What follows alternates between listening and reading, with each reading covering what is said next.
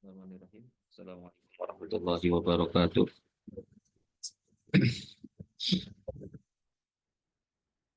Alhamdulillahilladzi bi ni'matihi tatimmus shalihat. Kama yuhibbu rabbuna wa yarda. Asyhadu an la ilaha illallah wahdahu la syarikalah wa asyhadu anna Muhammadan abduhu wa rasuluh. Allahumma shalli wa sallim wa barik wa an'im ala sayyidina Muhammadin wa ala alihi wa sahbihi wa man tabi'ahum bi ihsanin ila yaumiddin. Amma ba'du.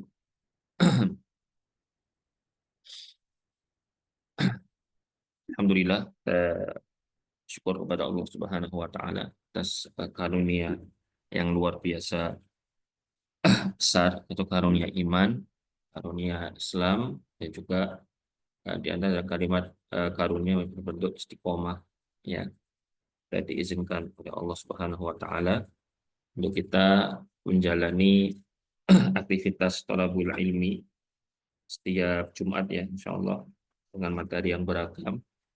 Nah, semuanya mudah-mudahan bisa meningkatkan kualitas kita sebagai seorang muslim, sebagai seorang mukmin.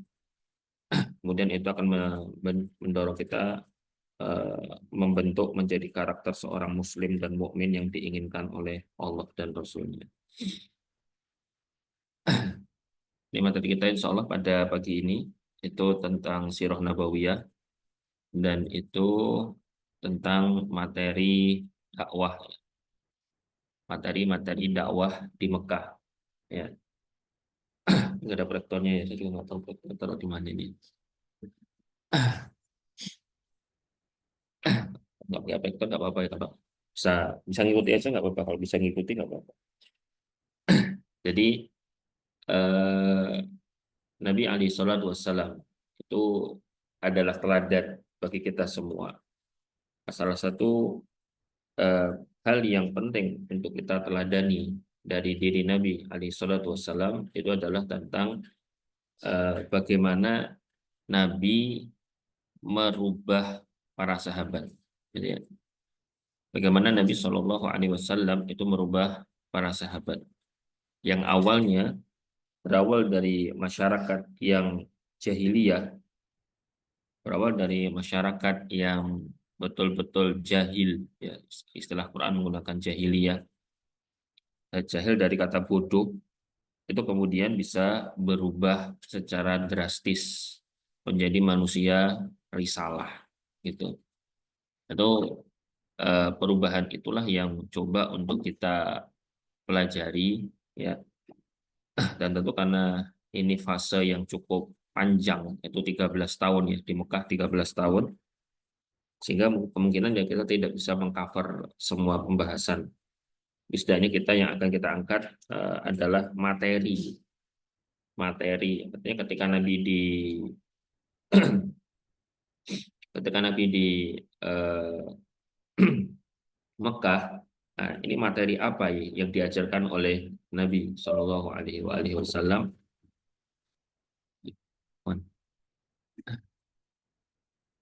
Materi apa saja yang diajarkan oleh Nabi Shallallahu Alaihi Wasallam ketika berada di periode Mekah ini. Dan coba akan kita pelajari, ini akan coba kita angkat, insya Allah.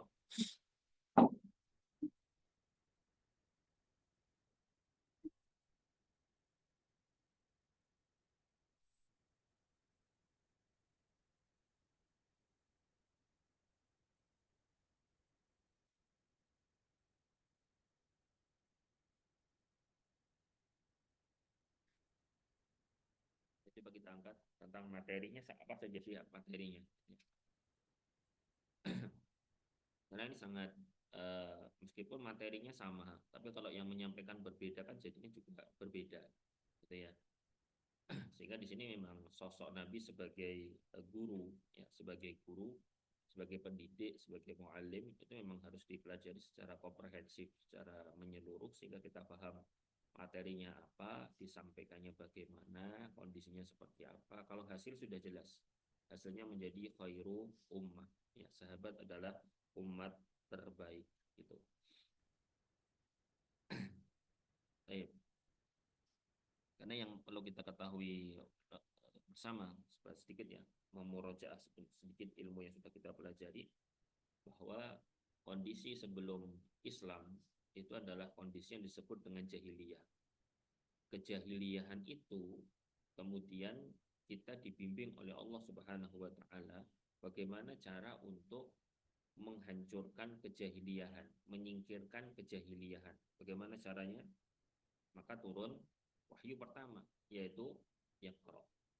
Itu wahyu pertama berkaitan erat dengan isu jahiliyah yang menyebar di masyarakat Mekah.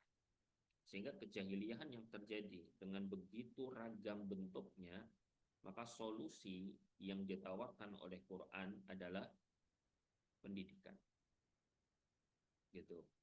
Sehingga kalau betul-betul orang mau berubah nih dari masyarakat yang jahil, dari masyarakat yang kacau, masyarakat yang gelap, ya tidak paham tentang ilmu, tidak tahu tentang ilmu, maka Islam membimbing kita solusinya adalah apa? Pendidikan. Itu. Itulah kenapa segala bentuk carut marut keadaan, ya carut marutnya satu kondisi negeri, bangsa, wilayah itu solusinya untuk perbaikan adalah berporos pada pendidikan gitu. Sehingga kalau pendidikannya dirusak yang jadinya nggak bakal benar gitu. Maka di sini kita belajar nih ya, belajar bagaimana uh, materi-materi yang disampaikan oleh Nabi Shallallahu Alaihi Wasallam. Yang pertama adalah tentang materi. Materi utama adalah Al-Quran, itu jelas. Ya, materi utama adalah Al-Quran. Bahwa Al-Quran itu turun selama kurang lebih 23 tahun. Al-Quran itu turun selama kurang lebih 23 tahun. 13 tahun itu di Mekah.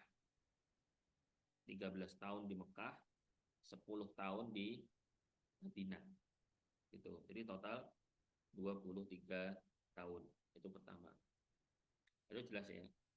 Nah, untuk materi untuk apa? Untuk materi Al-Qur'an ini ya kan, di sini kemudian para ulama membaginya dengan dua kategori. Ada yang disebut surat-surat Makkiyah, ada yang disebut surat-surat Madaniyah. Kita kenal itu. Apa itu surat Makkiyah? Apa itu surat-surat Makkiyah? Apa itu surat-surat Madaniyah? Apa?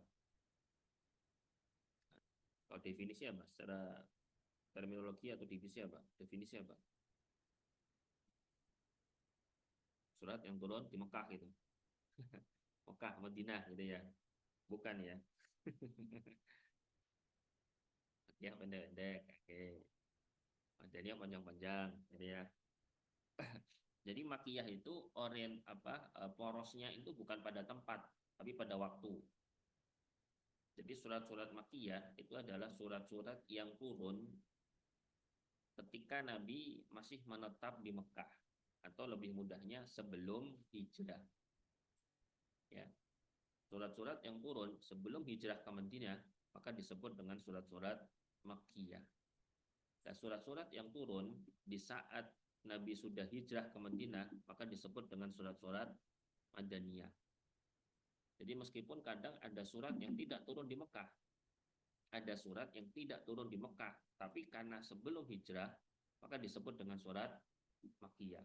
Ya kan? Ada surat yang turun setelah Nabi hijrah, tapi tidak di Madinah, tapi tetap saja disebut surat Madaniyah. Gitu ya. Ini yang insya Allah. Jangan diinjak ya.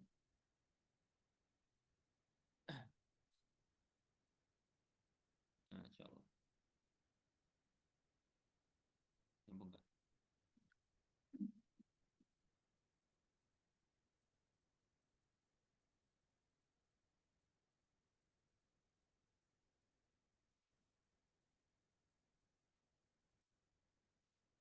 Tep ya.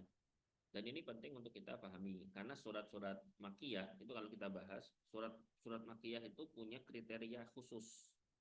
Ya kan, surat-surat Makkiyah itu punya kriteria khusus, surat-surat Madaniyah juga punya kriteria khusus. Kriterianya itu beda-beda. Tadi seperti yang disebutkan ya, surat-surat Makkiyah itu kriterianya misalnya ya, itu suratnya ayatnya pendek-pendek. Ayatnya pendek-pendek. Ayatnya nggak panjang-panjang kayak surat Madaniyah gitu nggak. Surat Al-Baqarah yang kita tahu panjang itu berarti Makkiyah apa Madaniyah? Madaniyah. Karena suratnya panjang-panjang ayatnya. Kenapa seperti ini?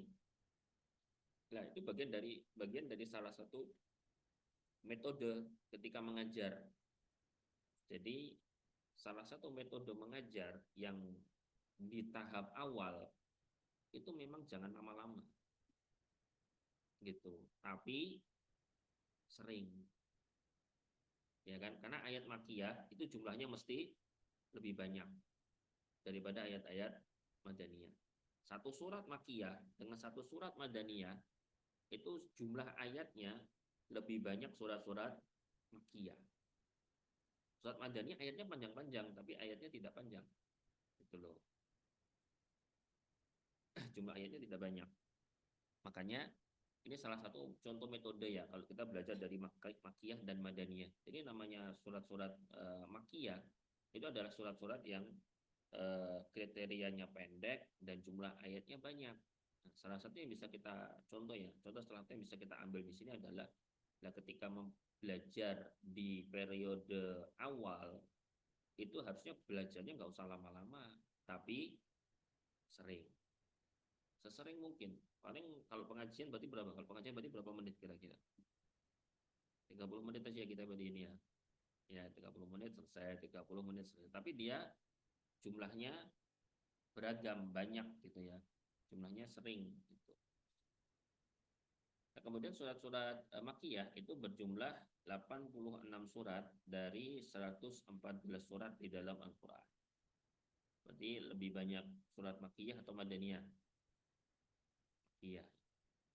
Periode aja tadi sudah lama di Mekah kan ya. Di Mekah 13 tahun, di Madinah 10 tahun. Dan ini penting.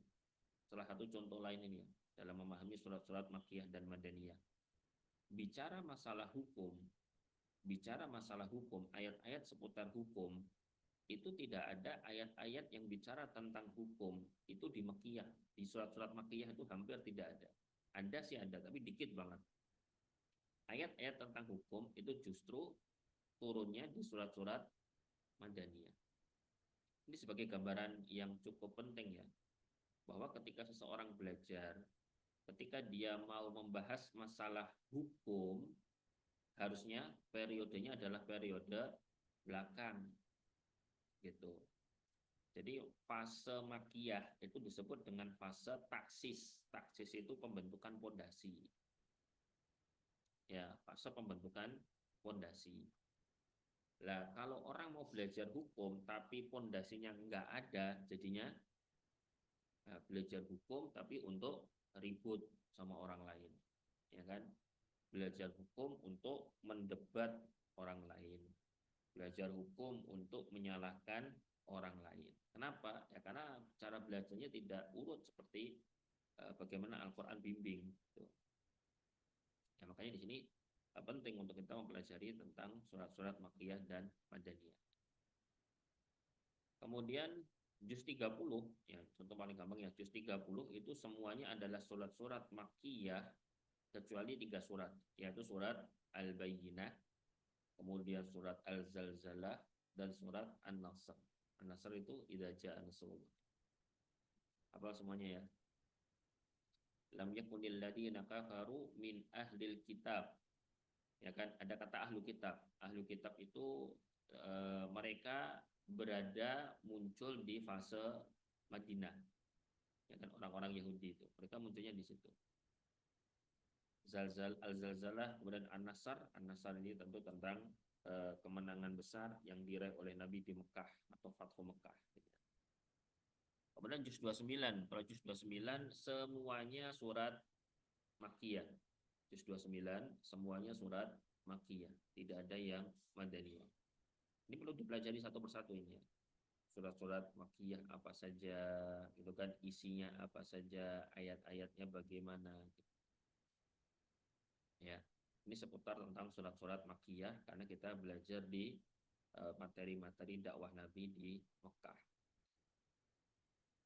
ya. Bisa dipahami ya. Jadi gambaran urutannya ya. Jadi kita itu belajar itu harus urut, ya. Kalau bahasa yang paling mudah ya, bahasa yang paling mudah, masak aja itu kan yang dimasukin urut, ya apa enggak? Karena enggak, antum masak tapi enggak urut, ada? Enggak ada kan? Masak apa contohnya? Masak tumis misalnya ya, tumis kangkung, apa yang dimasukin garamnya dulu, baru minyaknya, baru bumbunya, enggak mungkin, harus urut kan? Nah, yang dimasukkan apa, kemudian apa dan seterusnya. Maka di sini belajar urutan itu kadang-kadang yang tidak dipahami. Jadi kalau nggak urut jadinya nggak jadi enak gitu ya. Jadinya malah gimana? Kalau sayur tumis kangkung dimasak kayak gitu rasanya gimana? Garam dulu, ya kan? Kemudian baru masukin kangkungnya, baru masukin bumbunya, terakhir baru dimasukin minyaknya. Gimana rasanya tuh? Nggak tahu itu ya. Yang masak aja nggak mau makan, apalagi orang lain ya. Baik. Jadi urutan penting ya untuk kita pelajari. Makanya ketika kita uh, melihat diri kita atau melihat mendidik orang lain atau mengarahkan orang lain, membimbing orang lain, jangan langsung dikasih hukum warisan, wah langsung pusing ya. Tidak gitu ya, pelan-pelan aja, ya pelan-pelan. Ini klasifikasi materi dakwah. Jadi kalau mau kita eh, gali surat-surat Makkiyah tadi, ini beberapa hal yang tema yang berkaitan tentang ayat-ayat di dalam surat Makkiyah tadi. Ada tentang kerangka umum risalah Islam. Jadi risalah Islam itu apa? Pesan-pesan yang dibawa oleh Islam itu apa saja? Itu harus kita tangkap.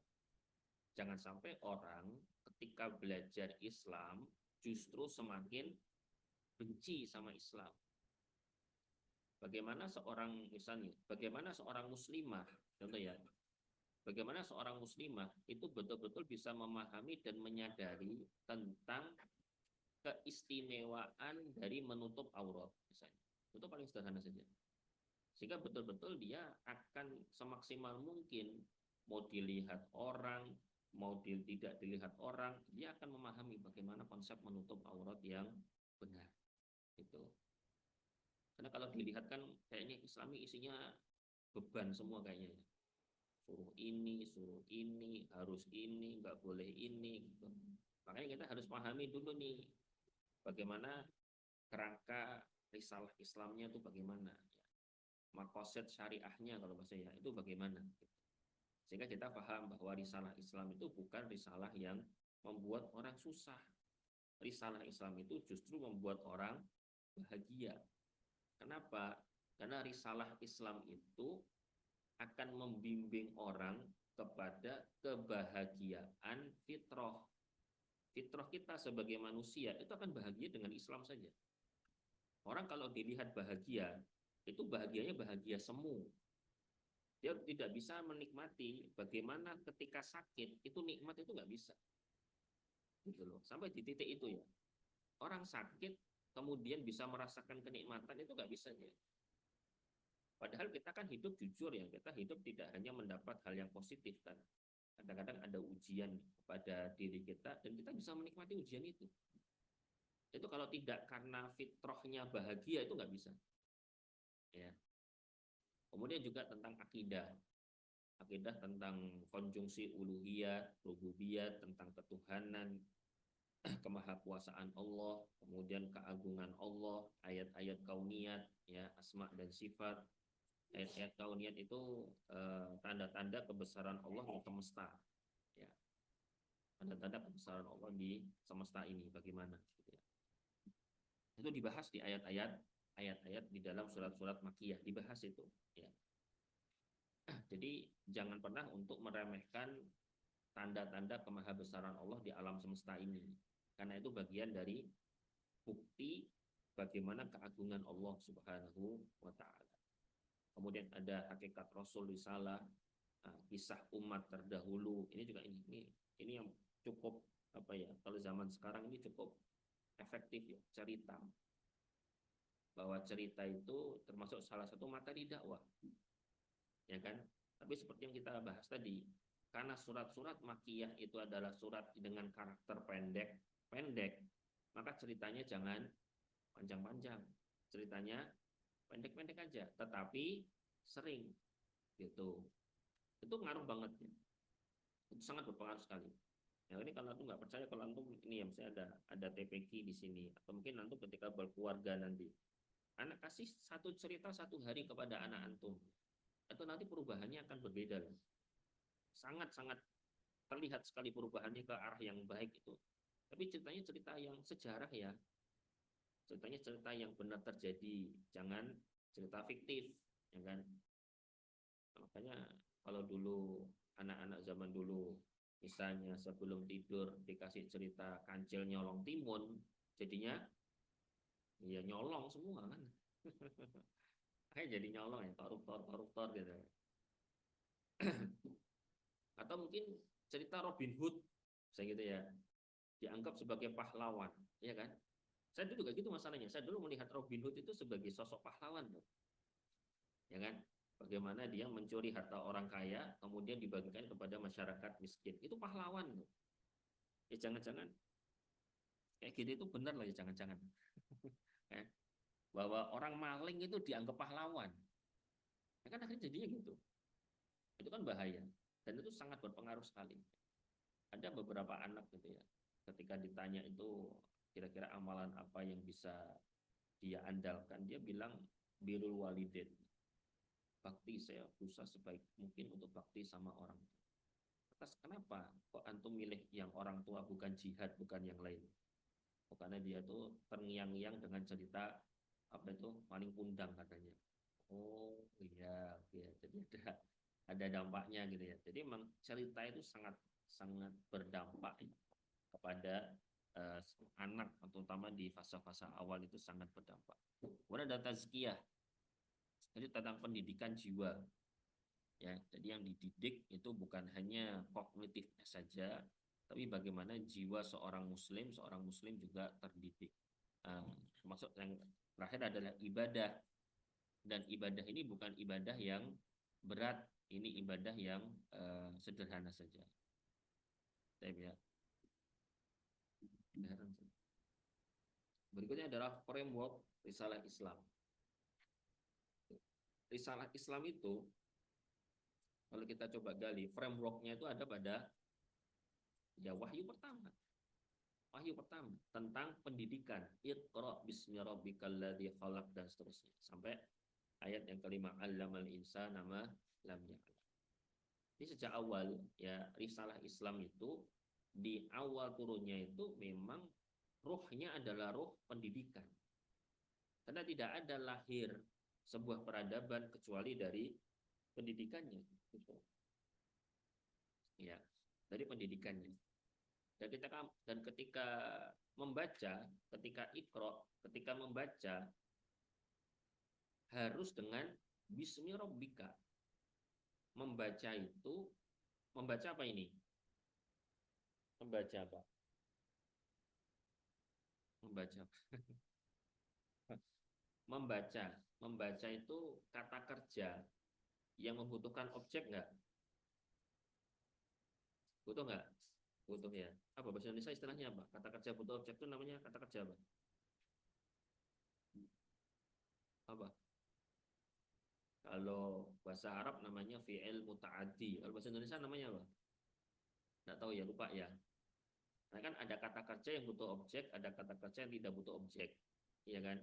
Nah, kata kerja yang butuh objek itu ya harus ada objeknya. Membaca termasuk butuh objek nggak? Butuh kan? Nah, kalau butuh, kenapa di sini tidak ada objeknya?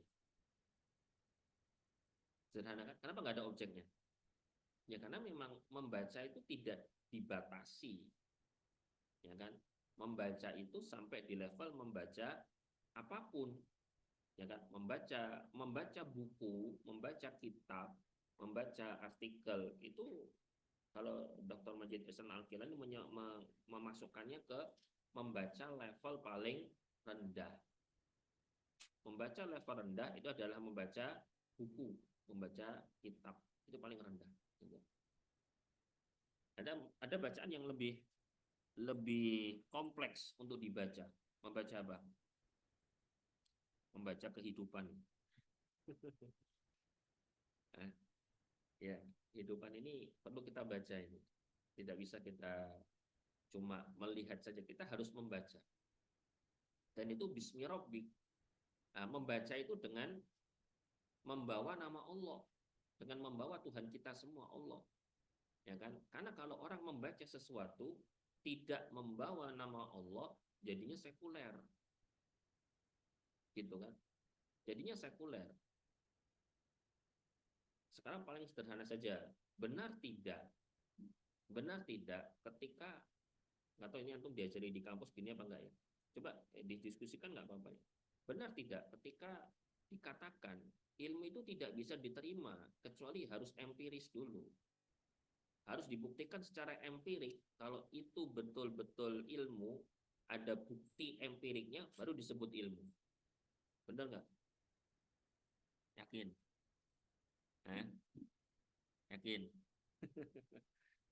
Nah, sekarang buktikan kalau manusia dari Nabi Adam. Dari mana? Dari mana bisa membuktikan manusia manusia itu dari Nabi Adam? Buktinya gimana? Itu bisa buktikan nggak? Nah, itulah orang-orang sekuler. Mereka nggak bisa buktikan itu. Makanya ketika orientasi berpikir orang-orang sekuler bahwa ilmu itu harus empiris, gitu kan? Harus dibuktikan, harus ada bukti ilmiahnya. Akhirnya kan mereka bingung sendiri, iya kan? Muncullah teori Darwin, iya kan? Iya. Kenapa? Karena mereka memikirkan namanya ilmu yang harus ada bukti empirisnya dong. Jadi konsepnya itu semua ilmu diragukan kecuali kalau ada bukti empirisnya. Kan gitu kan? Itu yang di apa dilatih. Nah, sekarang kita tahu kalau kita itu keturunan Nabi Adam dari mana? Dari mana? Eh? Dari Quran, dari hadis. An-nasu min Adam wa Adam min turab. Kan gitu hadisnya. Anas, semua yang masuk kategori manusia itu dari Adam. Butuh bukti empiris nggak? Pusing orang-orang gitu itu hidupnya malah menyusahkan diri sendiri, ya kan? Antum naik pesawat nih, kan ada pilotnya itu. Antum kemudian minta bukti empirisnya kalau dia betul-betul pilot. Jangan-jangan dia supir angkot yang nyamar-nyamar jadi pilot gitu misalnya. Enggak kan? Iya, susah malah. Jangan-jangan ada punya anak perempuan, ada datang laki-laki, buktikan dulu itu laki-laki. Nah, gimana sih buktikannya? Kayak gitu. Nah, inilah masalahnya.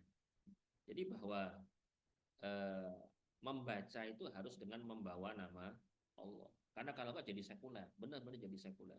Ini ya. Bahwa ilmiah dalam versi Barat, ya kan, dalam versi Barat ilmiah yang menafikan wahyu, itu kan jadinya mereka bingung sendiri, ya kan? Muncul teori Darwin, kemudian nanti teori itu dibantahkan, ya kan? Itu dibantah karena teori itu kan bahkan di apa di salah satunya dibenarkan melalui temuan apa tengkorak kan, temuan tengkorak manusia usia ribuan tahun kemudian ditemukan di salah satu sumur di Inggris di Piltdown ya, ditemukan tengkorak itu, bahkan sampai diteliti tengkorak itu dia yang menghasilkan kurang lebih kisaran 500 tesis dan 500 disertasi. Itu tengkorak kepala doang diteliti. Kenapa? Karena di tengkorak itu tengkoraknya manusia, tapi ada bagian rahang, yang rahangnya itu rahang monyet. Tengkorak itu diteliti, bahkan dimasukkan ke museum. Dengan ya. Nggak taunya ketika 500 disertasi tesis ini diteliti ulang, dikaji ulang untuk meneliti tengkorak ini, antum tahu apa yang terjadi? Itu tengkorak yang ada pada rahang yang ada pada tengkorak itu bukan asli, itu pasangan. Tengkorak kera yang dipasang di rahang kera yang dipasang di tengkorak manusia. Oh, itu artikelnya udah muncul banyak loh, atau nggak bacanya? Nah, itu contoh ya. Orang bingung, manusia dari mana ini manusia ini kan ya. Sampai orang kemudian kan bingung untuk melihat bagaimana kok bisa merak, kok burung merak itu kok bisa punya bulu seindah itu bukti empirisnya dari mana? Ini bagaimana? Bingung semuanya, gitu ya. Kenapa? Karena ketika membaca melihat itu tidak bawa nama Allah, gitu loh ya. Tidak bawa nama Allah. Maka disinilah tadi bahwa ketika seseorang itu membaca keadaan, membaca kondisi, membaca kehidupan tadi, itu harus dibawa nama Allah, ya kan? Bahwa ternyata orang kita misalnya kita belajar kemudian ada bukti-bukti ilmiahnya itu bukan penentu, gitu kan ya? Itu bukan penentu. Ini sudah kita bahas kayaknya ini ya, surat Al-Alaq ini di materi apa itu wahyu pertama kali turun ya kayaknya sudah kita bahas ya. Tapi secara garis besar aja ya. Jadi memang 5 ayat ini itu bicara tentang masalah pendidikan, ya bicara masalah pendidikan. Jadi bahwa Nabi alaihi salatu wassalam ketika di Riau itu yang Nabi perhatikan betul adalah bagaimana pendidikan para sahabat. Nah, gitu ya. Itu sangat penting sekali ya, karena pendidikan itu bisa merubah sikap seseorang, karakter seseorang dengan pendidikan itu sendiri. Kalau pendidikannya sejak awal salah, itu kan ya, pendidikannya keliru, ya jadinya melahirkan manusia-manusia yang keliru, gitu ya. Kemudian ya tentang epistemologi Islam, tentang ada kemurnian wahyu, konsep tauhid, ya. Kemudian ada kebenaran Rasul, kemudian kejujuran para sahabat. Kalau sahabat dianggap bohong, dan terus ilmu sampai kepada kita kalau nggak pakai sahabat, tidak melalui perantara sahabat, lantas melalui siapa? Kan gitu. Ini kan akidah orang-orang Syiah ya. Orang Syiah kan mereka meyakini kalau semua sahabat itu bohong, kecuali cuma 3 doang aja. Semua sahabat bohong, kecuali cuma 3. Semua sahabat penipu, kecuali cuma 3. Bahkan semua sahabat kafir, kecuali cuma 3 orang saja. 3 orang itu bukan Abu Bakar, Umar, dan Utsman, bukan. Abu Bakar, Umar, dan Utsman termasuk yang kafir dalam keyakinan orang-orang Syiah yang sesat itu.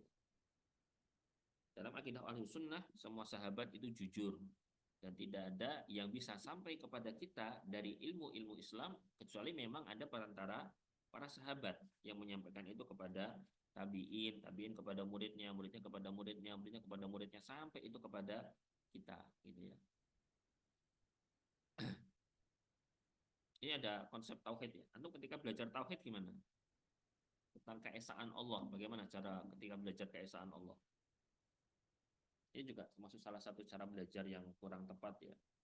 Belajar tauhid yang disuguhkan adalah dalil-dalil saja. Dalil tauhid 1, 2, 3, nggak salah sih, nggak salah. Cuma pendekatan filosofis seperti itu, akhirnya nanti belajar konsep tauhid seperti belajar filsafat, gitu, ya kan? Belajar tauhid itu dengan membawa sunnatullah. Jadi ketika kita belajar keesaan Allah ini misalnya, kita belajar tentang keesaan Allah Subhanahu wa taala, itu kita tidak cukup hanya membahas tentang dalil-dalil tauhid. Qul huwallahu ahad dan seterusnya misalnya gitu kan ya, tentang dalil-dalil tauhid. Tidak cukup di situ. Kenapa? Ya karena konsep tauhid itu kan bukan hanya di dalam ayat-ayat Al-Qur'an saja. Bahwa Allah menunjukkan kemahaesaannya itu di alam semesta ini. Ya. siapa yang menurunkan hujan, ya kan? Siapa yang menumbuhkan tanaman, gitu kan? Siapa yang apa membuat menetapkan kejadian seperti ada apa itu misalnya ada bencana ya, ada bencana alam, ada banjir, ada longsor dan seterusnya. Nah, pendekatan tauhid ini dipakai, gitu ya. Jadi sebisa mungkin itu yang coba kita pakai gitu. Seperti contohnya Nabi pernah melihat Abdullah bin Abbas. Abdullah bin Abbas itu ketika sedang di malam purnama, di malam hari melihat bulan purnama yang begitu indah itu, ya kan? Melihat bulan purnama begitu indah. Nabi melihat Abdullah bin Abbas melihat bulan purnama. Nabi katakan, "Innakum satarawna rabbakum kama tarawna hadzal badri fi hadhihi lailah." Kamu ya, Abdullah bin Abbas lagi ngelihat bulan purnama, ya kan? Maka kata Nabi, engkau akan melihat kepada Abdullah bin Abbas, kamu akan melihat Allah sebagaimana kamu melihat bulan purnama ini. Kan dihubungkan lagi kan? Ya, lihatnya kan lihat bulan purnama, ya kan? Tapi kalau di jannah kamu bisa melihat Allah sebagaimana kamu sekarang bisa melihat bulan purnama ini, nah, gitu. Jadi kan ada dihubungkan lagi, gitu kan ya. Nah, itu penting untuk kita membaca itu dengan apa? Membaca itu dengan senantiasa mengaitkan kepada kemahaesaan Allah, ya. Kemudian ini ya, ada terminologi kunci, ada hidayah, ada riwayah, ada ilmu, ada jahal, ada sa'adah, ada syaqawah, ada ghina, ada fakar dan lain-lain. Jadi ini konsep-konsep yang memiliki lawan, bahwa misal ilmu dan kebodohan ini satu konsep loh. Ilmu itu apa? Kebodohan itu apa? Apa orang bodoh itu adalah orang yang ketika belajar di kelas nilainya rankingnya paling bawah, gitu. Nah, itu gimana? Orang bodoh itu gimana orang bodoh? Nah, antum dulu menganggap siswa, atau belum ada nikah kan ya? Antum menganggap teman siswa termasuk kategori bodoh itu yang seperti apa? Emang nggak bisa apa-apa, bisa makan loh ya, bisa makan, bisa tidur, nggak bisa apa-apa. Apa kategorinya apa? Dikatakan jahil itu apa? Contoh yang anu lah, yang positif aja. Dikatakan santri berilmu itu atau siswa berilmu itu yang seperti apa? Ranking satu, gitu. Mewakili sekolah, ikut COC, apa? Apa gitu? Apa gitu? Konsep ilmu memang seperti itu, iya kan? Itulah kemudian mulai terjadi pergeseran di situ.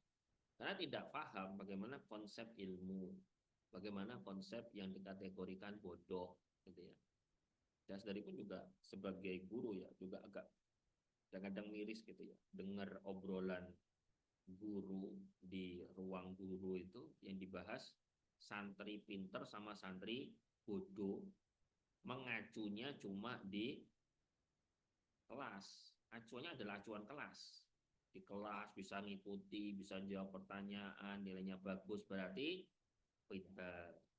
Kalau ditanya orang mudeng salah-salah nilainya jelek berarti subhanallah. Ya gitu ya. Jadi ya itu adalah satu konsep yang sangat luas dan dalam yang perlu kita gali sebetulnya juga ilmu jahil. Jadi memang sejak awal Islam itu memberikan kepada kita satu pengertian terminologi yang perlu kita pelajari terminologi kuncinya dengan lawannya. Karena harus ada lawan nih yang harus kita juga pelajari supaya apa? Supaya kita bisa memilah, ya. Itulah salah satunya ya. Salah satunya kenapa Allah ciptakan iblis. Ya kenapa Allah ciptakan iblis? Kenapa Allah ciptakan iblis? Kenapa? Biar nggak sombong. Nah, lalu ditekan iblis. Nah, itu juga ya hikmahnya. Kita bicara hikmah ya. Kalau yang apa tujuan aslinya ya hanya Allah yang tahu ya. Kita nggak tahu apa-apa kita ini. Hikmahnya apa? Hikmahnya Allah menciptakan iblis itu apa? Nggak tahu ya. Ujian, ujian. Iya, nggak apa-apa. Jadi kalau antum ditanya 1 tambah 1 sama dengan, bentar belum selesai. 1 tambah 1 sama dengan A 1, B 2, C 3, D 4. Pilih mana antum? Nah, B 1 tambah 1 sama dengan A 1, B 2, C 3, D 4. Pilih mana? Kenapa milih B? Ya, apa? Oh, nggak ada. Nggak ada. Ya, sekarang kalau kemudian kita sedikit rubah pilihannya. 1 tambah 1 sama dengan A 2, B 2, C 2, D 2. Pilih mana tuh? Pilih mana? A. Kita pilih A. Kenapa nggak D? Sama-sama 2. Iya, itu contoh gambarannya. Bahwa ketika Allah Subhanahu wa taala menciptakan iblis, itu salah satu hikmahnya adalah supaya manusia itu bisa mengambil pilihan yang benar di antara pilihan yang salah. Itu. Karena hidup ini kan tentang memilih kan. Gitu. Hidup ini tentang memilih. Kita ngambil keputusan itu kan kita dihadapkan kepada pilihan. Kita ini misalnya contoh ya, hari Jumat ini kita belajar seperti ini. Ini kan sebenarnya ada pilihan nggak untuk kita izin, kemudian kita nggak berangkat, ada nggak? Ada kan? Tapi kita nggak milih itu kan? Kita memilih, apalagi semalam hujan nggak sih sini? Hujan ya. Kebetulan jalan tadi kering, jalan ke arah sini kering ya. Jalan di apa di Kendata masih basah. Sampai di sini nih jalannya kering-kering semua ini. Tapi hujan ya, deras ya semalam. Enggak ya? Enggak hujan malah. Wih, deras banget. Masih basah pagi tadi masih basah, masih banyak genangan air juga.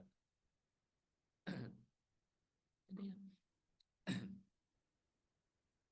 jadi kita kan ambil kesimpulan tadi bahwa ketika seseorang itu mengambil pilihan semalam hujan, kondisi dingin, kok ada pengajiannya kok habis subuh lagi kan, gimana sih habis subuh ya kan, hari Jumat lagi kayak gitu misalnya. Nah itu kan kita bisa ngambil pilihan ini mau ngaji apa tidak ngaji, yang gitu, mau belajar atau tidak, itu kan pilihan. Ya. Karena ada opsi pilihan yang jelek, yang buruk, maka opsi pilihan yang jelek, yang buruk itu dengan opsi itulah kita bisa mengambil pilihan yang baik dan benar. Ya. Adanya baik dan benar itu karena adanya buruk dan salah. Ya apa enggak?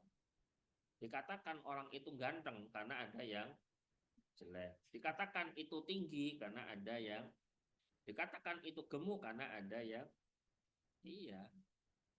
Kan gitu kan konsepnya kan. Karena kalau misalnya semuanya pendek, semuanya sama gitu, nggak ada dikatakan pendek dan tinggi, nggak ada, semuanya sama kok kan gitu. Nah, di sini makanya kita perlu belajar juga ya, tentang apa itu kesesatan. Hidayah kita belajar tentang hidayah, petunjuk, bimbingan. Kita perlu belajar itu. Tapi di sisi lain kita juga belajar dari lawannya juga. Bagaimana kesesatan itu, bagaimana penyimpangan itu. Ya. Kita perlu belajar bukan untuk kita lakukan. Kita belajar kesesatan, kebodohan, derita, kekurangan, fakir, syakawah, jahil, dolal, riwayah. Yang negatif-negatif itu kita pelajari supaya apa? Supaya kita bisa mengambil pilihan yang benar di antara pilihan-pilihan opsi yang salah. Gitu loh ya.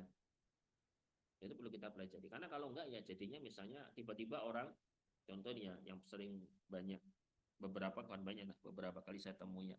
Orang ketika tanya itu bukan cari yang benar, tapi mencari pembenaran. Iya kan? Nah, misalkan ya. Ini boleh kan? Nah, dia kok tiba-tiba boleh gimana? Pakai kan juga ini kan? Ini kayaknya jawabannya giring ini kayaknya nih ya. Ya, mau cari jawaban yang benar atau cari pembenaran ini kayak gitu. Itu kan problemnya. Kenapa? Karena ternyata sudah terlanjur terjerumus. Misalnya ya, orang sudah terjerumus dalam praktek riba misalnya. Tanya supaya cari pembenaran. Boleh ini supaya dibolehkan. Makanya kemudian dia tanya dan pertanyaannya digiring supaya membenarkan, gitu kan ya. Sehingga nanti punya alasan. Oh, Ustadz itu bolehin no, nah, gitu kan rasanya. Eh, Berikutnya adalah makna dan hubungan ayatnya. Ini harus apa yang eh, harus kita perhatikan juga bahwa ayat-ayat Alkitab, ayat-ayat Al-Qur'an ini punya hubungan erat dengan ayat-ayat Al-Kaun, ayat-ayat semesta. Ya, bagaimana bicara tentang hujan, bagaimana bicara tentang bergeraknya awan, itu kan ya, dan seterusnya tumbuhnya tumbuh-tumbuhan. Nah, itu semuanya harus dikaitkan dengan ayat-ayat Alkitab. Kenapa? Karena itu mesti berhubungan, ya kan? Maka antum yang belajar di bidang-bidang yang bukan agama nggak masalah, nggak masalah. Bidang contohnya nih, antum ada yang di mana? Pertanian misalnya, atau di fakultas pertanian misalnya, antum jangan kemudian anak cuma fakultas pertanian, jangan gitu. Ketika antum belajar pertanian, sertakan senantiasa asma Allah di situ, kan gitu kan ya. Bagaimana ketika tumbuh-tumbuhan, ya tumbuh-tumbuhan, tanah punya nutrisi dan seterusnya. Ya kan kemudian kita harus bertanya, yang mengadakan nutrisi itu siapa? Kan gitu kan ya. Apakah tiba-tiba tanah itu punya nutrisi dengan sendirinya? Tanaman, tumbuhan, benih yang kita tanam di dalam apa di bawah tanah gitu ya, yang kita tanam kemudian kita tutup dengan tanah, itu tiba-tiba tunasnya itu bisa apa bisa membelah tanah kemudian muncul di permukaan tanah. Siapa yang buat seperti itu? Nah, gitu. Ya, ketika mengajar ini harus dikaitkan ya. Dikaitkan dengan apa? Dengan asma Allah gitu ya. Ya, maka ada karena ada hubungannya ya tentang alam, tentang fisika, kimia, kemudian astronomi, kan pertanian, itu semua ada. Asalkan kita pelajari ayat-ayat Al-Qur'annya, ya kan? Kita pelajari ayat-ayat di dalam Al-Qur'an, itu nanti bisa dihubungkan. Kenapa? Karena ilmu umum, kalau bahasa kita gitu ya, ilmu umum yang ada sekarang tidak dan tidak bukan itu juga dari Allah Subhanahu wa taala. Dan Al-Qur'an itu juga dari Allah. Sehingga di sini berasal dari sumber yang sama, di sana ada korelasinya, di sana ada hubungannya. Nah, tinggal sejauh mana pandangan kita, penilaian kita, pengamatan kita untuk melihat korelasi tersebut. Allah taala alam bisawab. Sudah selesai ya. Ada yang ingin dibicarakan dari antum? Fadhol silakan.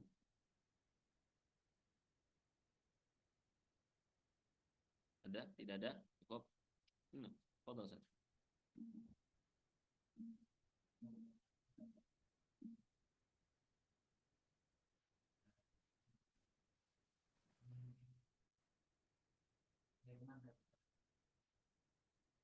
Hmm, Mending mantan preman daripada mantan ustad. Oh gitu. Ya, nggak bisa digeneralisir ya. Kalau ditakyin bisa dijawab, tapi kalau digeneralisir nggak bisa dijawab. Ya kan? Mantan preman terus jadi apa dia? Apa? Oh, kenapa? Karena bab masalah hidayah itu kan apa ya? Bab rahasia ya. Hidayah itu kan bab yang rahasia, tidak bisa kita menebak dan tidak bisa kita mengira gitu ya. Itu tiba-tiba orang itu dapat hidayah. Levelnya Umar loh. Umar loh, bayangin ya. Umar kok bisa masuk Islam? Itu kan untuk sahabat waktu itu kan bisa dikatakan